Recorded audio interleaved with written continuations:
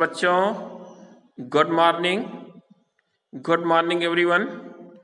और आज हम लोग कक्षा 11 भूगोल में अगला लेसन देखेंगे और इसमें हम लोग खनिज एवं शैल अध्याय 5 पढ़ रहे थे और इसके अंतर्गत हमने परिचय पढ़ा था। साथ में कुछ खनिजों का डिटेल भी हम लोग ने देखा था, कौन कौन से प्रमुख खनिज हैं और खनिजों की क्या विशेषता होती है।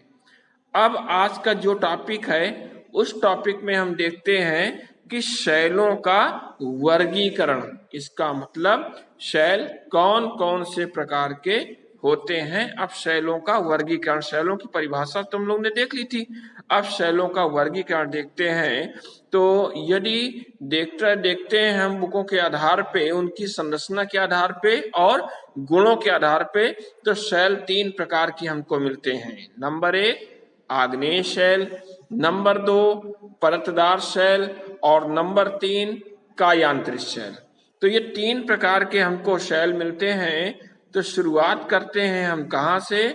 नंबर 1 आग्नेय शैल से। अब आग्नेय शैल, जिसको हम इंग्लिश में कहते हैं इग्नियस रॉक्स, आग्नेय शैल, नाम से ही इसके पता चलता है कि इसमें अग्नि उत्पन्न हो रही है।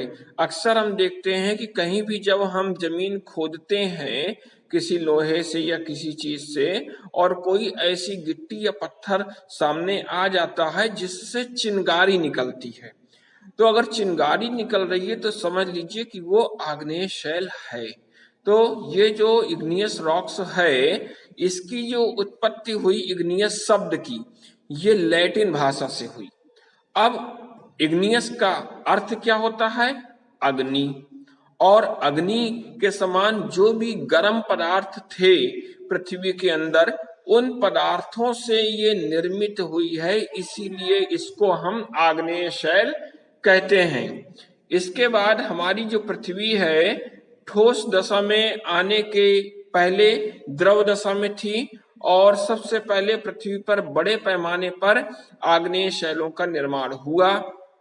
इस कारण इनको हम क्या कहते हैं? प्राथमिक शैल भी कहते हैं। और इनका जो मेन संबंध है वो ज्वालामुखी से है, क्योंकि जो भूमिगत जमीन के अंदर मैग्मा था अधिक गहराई पे धरातल में, ये जब ऊपर की ओर आया और मैग्मा भूपर्पटी के अंदर ही अंदर विभिन्न स्थानों में ठंडा होकर के जम गया और इस ठंडे होकर के जमने से जो रवेदार आग्नेय शैल बनी हमारी। अब यदि आग्नेय शैल को और आगे देखते हैं तो ये 2 प्रकार की नजर आती है हमको। अब आग्नेय शैल 2 प्रकार की नजर आती है। कौन कौन सी? नंबर 1 अंतर्वेदी आग्नेय शैल और नंबर 2 बहिर्वेदी आग्नेय शैल। तो अब बात आती है कि अंतर्वेदी आग्नेय शैल क्या है? Intrusive igneous rocks. Intrusive igneous rocks, इसमें क्या होता है कि मैग्मा जो भूपर्पटी के भूतल के भीतर ही, अंदर ही, अब ये जो अंदर है ये ही ठंडा होकर के जब जम जाता है, इसको हम अंतर्वेदी शैल कहते हैं, आग्नेय शैल कहते हैं। और इसमें भी ये 2 भागों में बांटा जाता है। अब 2 भाग कौन कौन से? एक पातालीय शैलें होती हैं, दूसरी मध्यवर्ती शैलें होती हैं। अब जो प्लूटोनिक रॉक्स होती है, पातालीय शैलें, ये सबसे अधिक गहराई में होती हैं और मैग्मा के धीरे धीरे ठंडा होने से ये बनती हैं, बड़े रवे वाली होती हैं। और पातालीय शैलों के ये मुख्य उदाहरण कौन कौन से हैं? ग्रेनाइट, अभ्रक, फेल्सपार और क्वार्टराइज। ये कुछ ऐसी शैलें होती हैं जिनको हम पातालीय शैलें कहते हैं। इसके बाद मध्यवर्ती शैल आती है।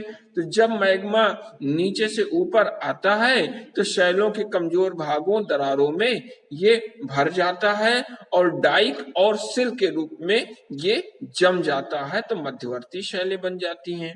यदि इनका उदाहरण देखते हैं हम, तो उदाहरण कौन कौन से सामने आते हैं?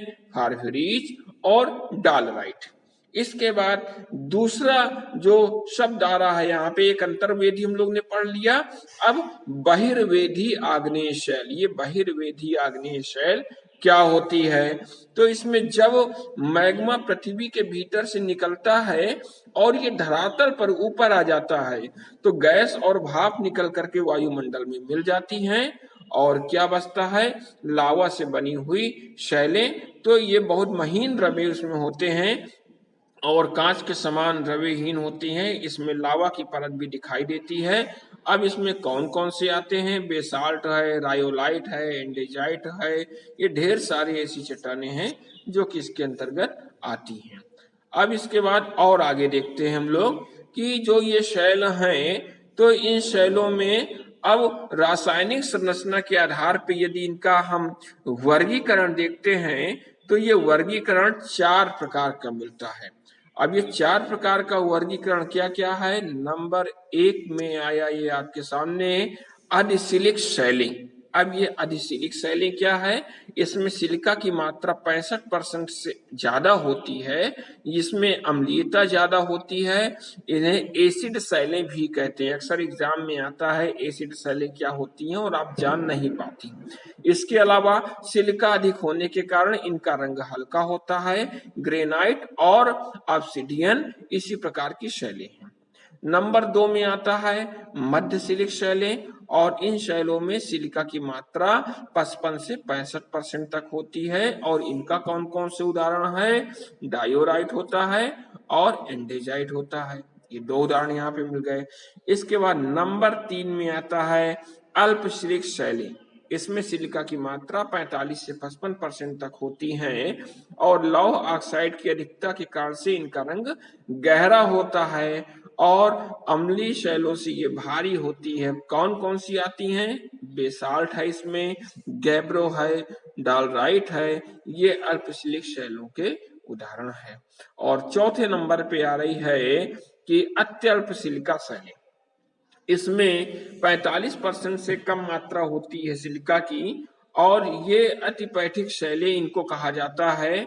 साथ में इनका जो रंग है बहुत गहरा होता है और इस सबसे भारी आग्नेय शैली ये होती है, इसको पेरिडोटाइट के नाम से जानते हैं। अब और आगे चलते हैं हम लोग और आग्नेय शैलों की कुछ विशेषताएं देखते हैं। कैरेक्टरिस्टिक्स ऑफ इग्नियस रॉक्स, और इनकी खास बात क्या होती है कि ये क्रिस्टलीय होती हैं, लंबवत संधि में ही हुआ करती हैं। इसके अलावा परतहीन होती हैं, इसमें कोई भी परत नहीं होती और जीवाश्म नहीं होते, क्योंकि भाई गर्म मैग्मा रहता है, उस मैग्मे में इतनी ज्यादा गर्मी होती है कि कोई भी जीवाश्म उसमें रुक नहीं सकता, सब गल जाते हैं, सब जल जाते हैं, राख बन जाते हैं, तो कोई भी जीवाश्म इसमें नहीं मिलता। इसके अलावा संधियों के साथ अपक्षय भी इसमें हुआ करता है, जो भी संधियां होती हैं। और क्या होता है? अवसादी या परतदार शैलें इसमें। अब इन अवसादी या परतदार शैलों के बारे में हम बाद में बात करेंगे आपसे।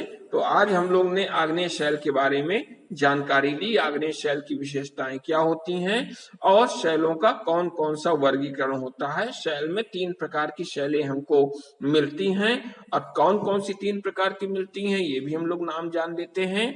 नंबर 1 में आग्नेय शैल होती है, नंबर 2 में अवसादी शैल होती है और नंबर 3 में कायांतरित शैल होती हैं।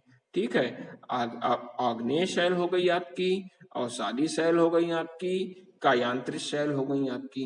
ठीक है, तो इस तरह 3 प्रकार की शैलें होती हैं। आग्नेय शैल के बारे में हम लोग ने डिटेल पढ़ लिया। अब इसके बाद और भी आगे हम लोग नेक्स्ट टॉपिक में कुछ अन्य चीजें हम लोग अगले टर्न में देखते हैं। तब तक के लिए नमस्कार।